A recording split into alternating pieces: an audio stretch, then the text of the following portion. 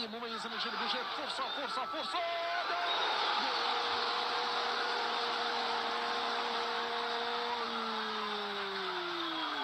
يفعل الفقيه، يفعل محمد الفقيه. تدرس يا الفقيه، هذه تدرس بطريقه مميزه. نعم تلعب بالدفاع كليا، تلعب بالجميع، تلاعب بالجميع ووضع الكرة في المرمى معلنا على أولى الأهداف. أولى الأهداف في هذه المباراة. هل تستحق سيلفي؟ هل تستحق صورة سيلفي؟ شوف معايا لقطة الاحتفال بالهدف تسجل بهذه الطريقة وتوثق بصورة ستبقى، نعم ستبقى خالدة في الأذهان. طريقة مميزة، موه الجميع وبيسرى ساحرة وضع الكرة في المرمى. ردة الفعل من المولودية، ضربة جزاء ضربة جزاء ضربة جزاء. أقل من دقيقة ضربة جزاء للمولودية في الوقت اللي كنا نشاهدوا الإعادة، لأنه كانت لازمنا نشوفوا الإعادة لحلاوة الهدف ولقيمة الهدف وطريقة الهدف.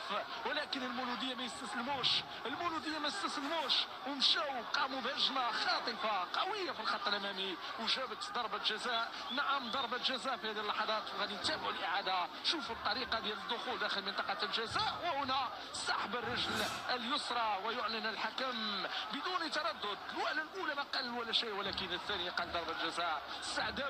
السعداوي المكير يضع نفسه في منطقة الجزاء معلنا على كرة لعناصر فريق المولودية الوجدية. ما هي إلا دقيقة، ما فرحوش بالهدف صراحة. ما هي إلا دقيقة ويجي لاعب اسمه السعداوي ويضع نفسه داخل منطقة الجزاء ليحصل على ضربة جزاء. كيف هي المقاعي والبيوت، كيف هي الحالات. شوف شوف شوف شوف اللقطة، شوف اللقطة هنا فاش اعلن الحكم على ضربة جزاء. هنا يعني اعلنا على ضربة جزاء والواضح انه ما ترددش، يعني ما ترددش من خلال هذه العملية. إذا سنتابع القرار وسنتابع التنفيذ. من أصعب العمليات الهجومية.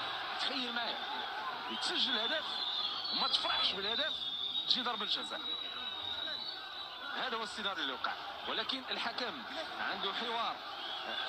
غادي نشوفوا الفار ديال المغرب الان، يعني الحديث من حقه الحكم من حقه يستفسر مع الحكم المساعد، وغادي يكون نشاهدوا هنا التنفيذ يعني ديال العمليه الهجوميه والانطلاقه والدخول داخل منطقه الجزاء، ثم بعد ذلك السقوط يعني هنا داخل منطقه الجزاء. اذا الحكم ماذا سيقول؟ غادي يمشي يتوجه مباشره الى منطقة الجزاء ويعلن ضربة جزاء، يؤكد القرار الماضي.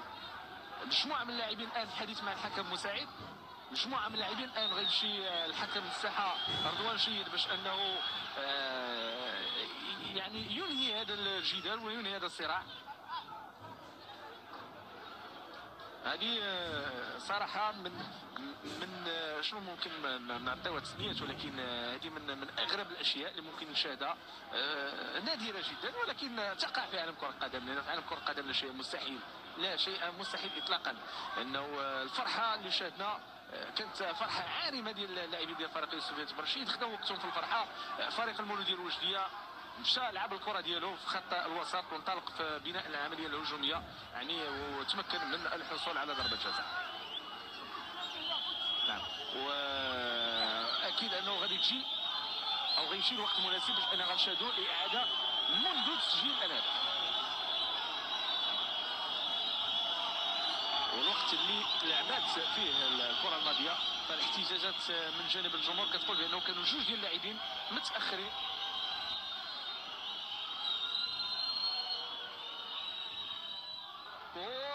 هدف ياتي في هذه اللحظات من جانب فريق المولودية الوجدية.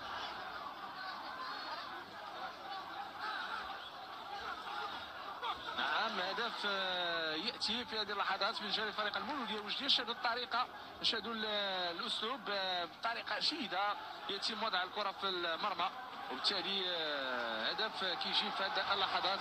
نشاهدوا هنا الطريقه والاسلوب، يعني هدف تعادل من جانب فريق المولودية الوجدية. اذا 1-1 هي النتيجه المسجله في هذه اللحظات من جانب الطرفين.